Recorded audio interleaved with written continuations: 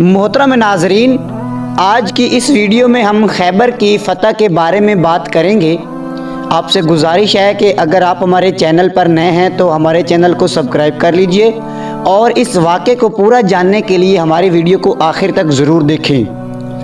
تو پیارے دوستو، خیبر ایک بڑا قصبہ تھا۔ اس میں یہودیوں کی بڑی بڑی حویلیاں، کھیت اور باغات تھے۔ یہ یہودی مسلمانوں کو بہت ستاتے تھے اور اسلام کے خلاف سازشیں کرتے رہتے تھے۔ مدینہ منورہ سے خیبر کا فاصلہ 150 کلومیٹر کا ہے۔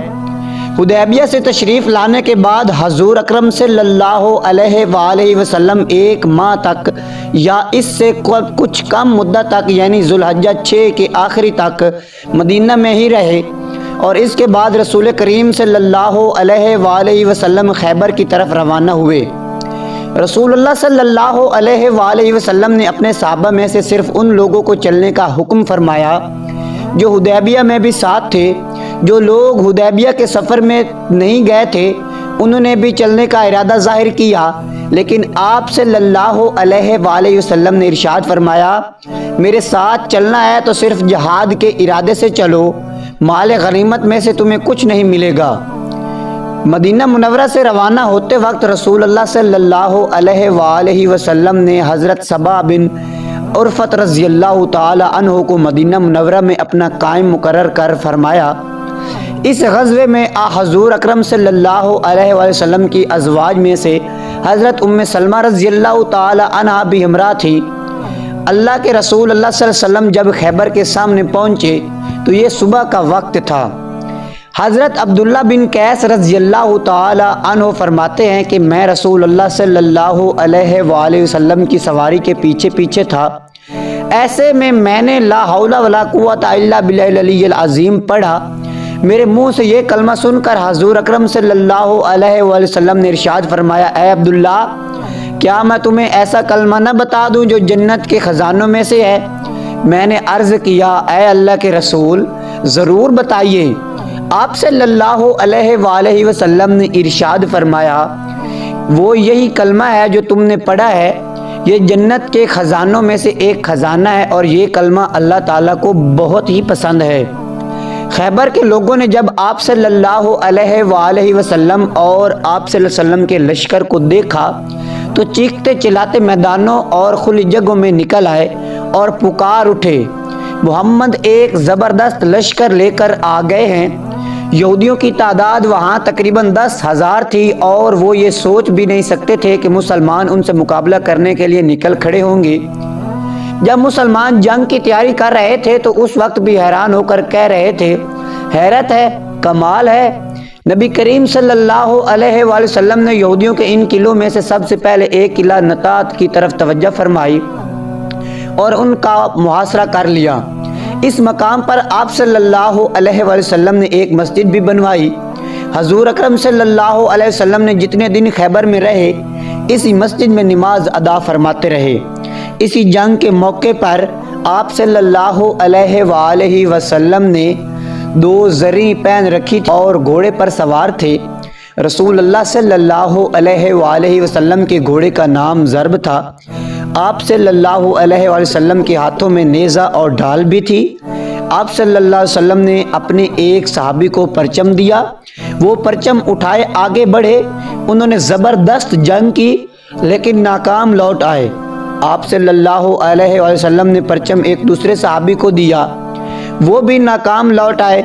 محمد بن مسلمہ رضی اللہ تعالی عنہ کے بھائی محمود بن مسلمہ رضی اللہ تعالی عنہ قلعہ کی دیوار کے نیچے تک پہنچ گئے، لیکن اوپر سے مرہب نامی یہودی نے ان کے سر پر ایک پتھر دے مارا اور وہ شہید ہو گئے۔ پیارے دوستو، کہا جاتا ہے کہ قلعہ کی دیوار کے قریب انہوں نے بہت سخت جنگ کی تھی۔ جب بالکل تھک گئے تو اس قلعے کی دیوار کے سائے میں دم لینے لگے۔ اس وقت اوپر سے مرہم نے پتھر گرایا تھا۔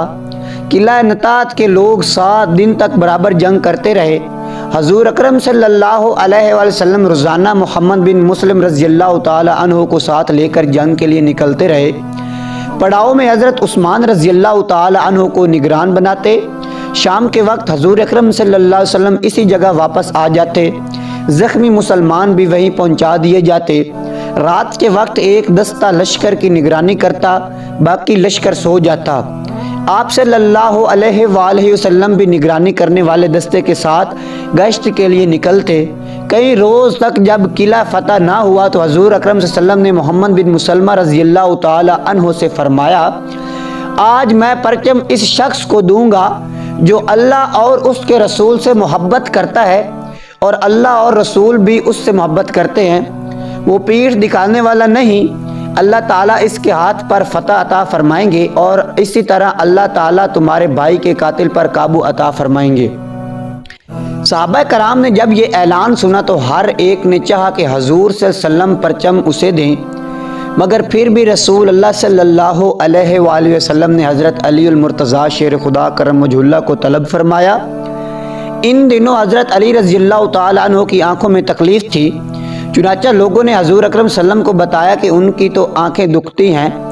آپ صلی اللہ علیہ وآلہ وسلم نے یہ سن کر فرمایا کہ کوئی نہیں، میرے پاس لے آئیں۔ تب حضرت سلمہ بن اکوع رضی اللہ تعالی عنہ گئے اور انہیں لے آئے۔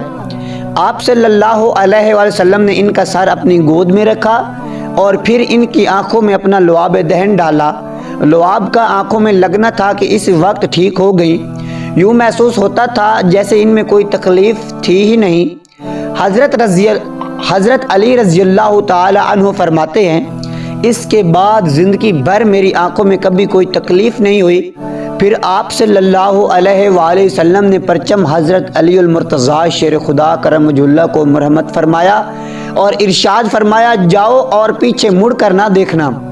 حضرت علی رضی اللہ تعالی عنہ پرچم کو لہراتے ہوئے قلعہ کی طرف روانہ ہوئے۔ پھر قلعہ کے نیچے پہنچ کر انہوں نے جھنڈے کو نصب کر دیا۔ قلعہ کے اوپر بیٹھے ہوئے ایک یہودی نے انہیں دیکھ کر پوچھا، تم کون ہو؟ جواب میں انہوں نے فرمایا، میں علی ابن ابی طالب ہوں۔ اس پر یہودی نے کہا، تم لوگوں نے بہت سر اٹھایا ہے، حالانکہ حق وہی ہے جو موسیٰ علیہ السلام پر نازل ہوا تھا۔ پھر یہودی قلعہ سے نکل کر ان کی طرف بڑھے۔ ان میں سے سب سے آگے حرش تھا، وہ ایک مرحب کا بھائی تھا۔ یہ شخص اپنی بہادری کے سلسلے میں بہت ہی مشہور تھا۔ اس نے نزدیک آتے ہی حضرت علی رضی اللہ تعالی عنہ پر حملہ کیا۔ حضرت علی رضی اللہ تعالی عنہ نے اس کا وار روکا اور جوابی حملہ کیا۔ اس طرح دونوں کے درمیان تلوار چلتی رہی۔ آخر حضرت علی رضی اللہ تعالی عنہ نے اسے خون میں نہلا دیا۔ اس کے گرتے ہی مرحب آگے آیا۔ یہ اپنے بھائی سے زیادہ بہادر اور جنگجو تھا۔ آتے ہی اس نے زبردست حملہ کیا۔ حضرت علی رضی اللہ تعالی عنہ پر تلوار کا وار کیا۔ حضرت علی رضی اللہ تعالی عنہ نے اس کی تلوار کو اپنی ڈھال پر روکا۔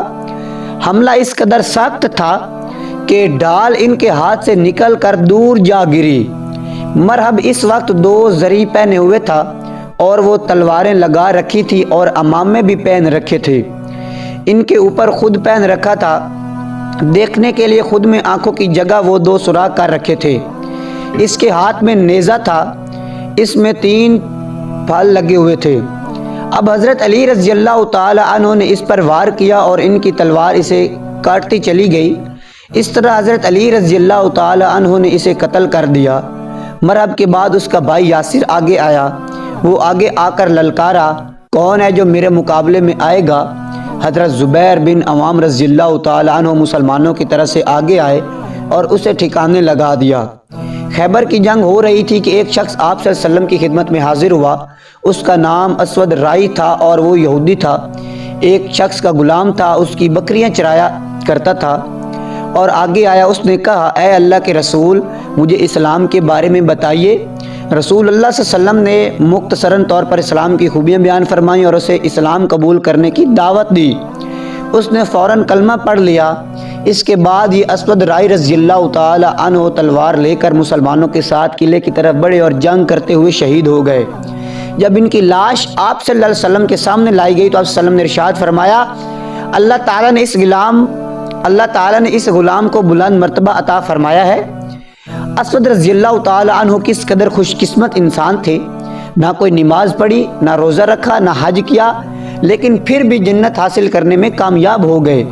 آخر یہ قلعہ فتح ہو گیا۔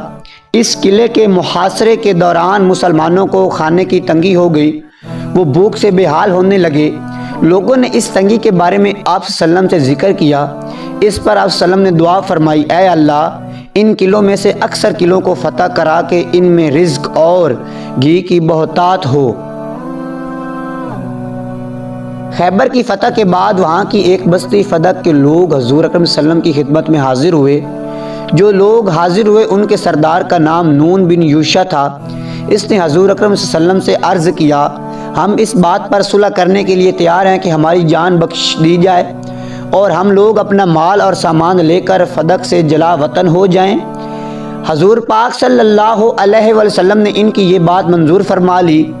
اس سلسلے میں ایک روایت یہ ہے کہ یہودیوں نے فدق کا نصف دینے کی بات کی تھی اور آپ صلی اللہ علیہ وسلم نے اس کو منظور فرمایا تھا۔ یہاں ایک بات کی وضاحت کرنا بہتر ہوگا، فدق کی یہ بستی چونکہ جنگ کے بغیر حاصل ہو گئی تھی، اس لیے یہ مال فے تھا، یعنی دشمن سے جنگ کیے بغیر حاصل کیے جانے والا مال، جس کے خرچ کا مسلمانوں کے حکمران کو اختیار ہوتا ہے۔ چنانچہ آپ صلی اللہ علیہ وسلم نے اس کی آمدنی میں سے اپنے گھر والوں پر بھی خرچ کیا کرتے تھے۔ بنی ہاشم کے چھوٹے بچوں کی پرورش بھی اسی کی آمدنی سے فرماتے تھے۔